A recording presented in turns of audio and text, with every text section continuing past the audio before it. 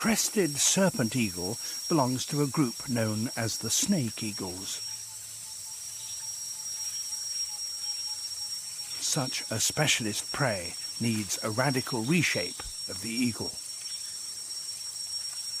It's adapted for walking and climbing, allowing it to search in dense woodland.